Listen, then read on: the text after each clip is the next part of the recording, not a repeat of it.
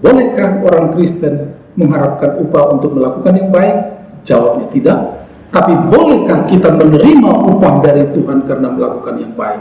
Tentu kita akan sangat bersyukur.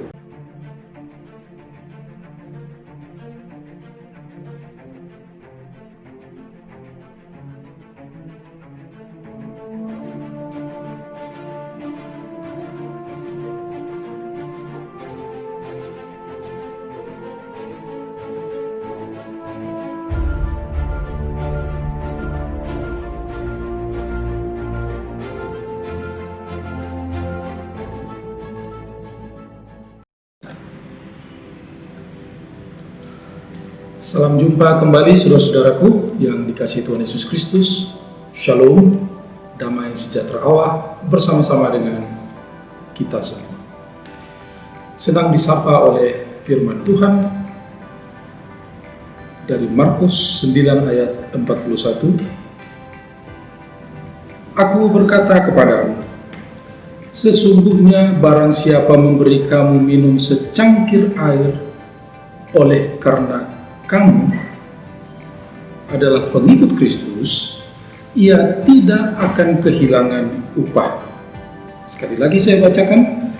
Aku berkata kepadamu, sesungguhnya barang siapa memberi kamu minum secangkir air oleh karena kamu adalah pengikut Kristus, ia tidak akan kehilangan upahnya. Saudara-saudaraku, ini sebuah penegasan dari Yesus Kristus tentang membantu seseorang karena membutuhkan, dan seseorang itu dibantu karena dia adalah pengikut Kristus. Sebuah jaminan pemeliharaan dari Tuhan Yesus bagi pengikutnya. Tetapi Yesus memelihara para pengikutnya melalui orang lain. Ada dua, bisa pengikut Kristus ataupun yang bukan. Dan firman Tuhan berbicara, apabila ada orang yang membantu memberi secangkir air karena yang dibantu itu adalah pengikut Kristus, maka orang itu tidak akan kehilangan upahnya.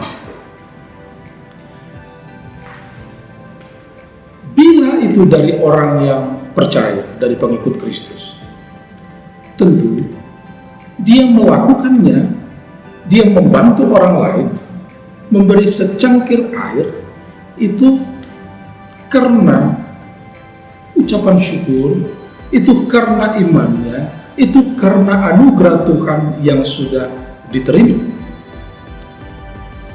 Tetapi apabila yang bukan pengikut Kristus membantu seseorang pengikut Kristus, tentu dasarnya adalah karena solidaritas kemanusiaan, karena persahabatan, atau karena motivasi yang lain. Dan hal itu tidak termasuk di dalam konteks ini. Sekarang pertanyaan buat kita. Apabila konteksnya adalah orang yang percaya membantu orang percaya, pertanyaannya, bolehkah kita mengharapkan upah apabila kita berbuat baik terhadap orang lain? Ini menjadi pertanyaan yang menarik dari perkataan Yesus, sesungguhnya barang siapa memberi kamu minum secangkir air oleh karena kamu adalah pengikut Kristus, ia tidak akan kehilangan upah. Sementara kita orang yang percaya, kita melakukan yang baik, tidak lagi mengharapkan ganjaran atau upah. Kita melakukannya sebagai ucapan syukur karena Tuhan sudah begitu baik di dalam kehidupan kita. Nah, untuk menjawab pertanyaan ini, marilah kita lihat pengalaman di dalam kehidupan kita. Yang pertama, kita dibesarkan, kita hidup karena anugerah Tuhan. Dan itu kita iman, itu kita hidupi, dan kita tergerak untuk membantu orang yang membutuhkan, apalagi pengikut Kristus. Dan pada kesempatan ini, saya mengajak saudara-saudaraku, ada pendeta yang baru meninggal dan keluarga sangat membutuhkan karena memang pensiun sangat kecil, sementara beban keluarga untuk kuliah sangat besar.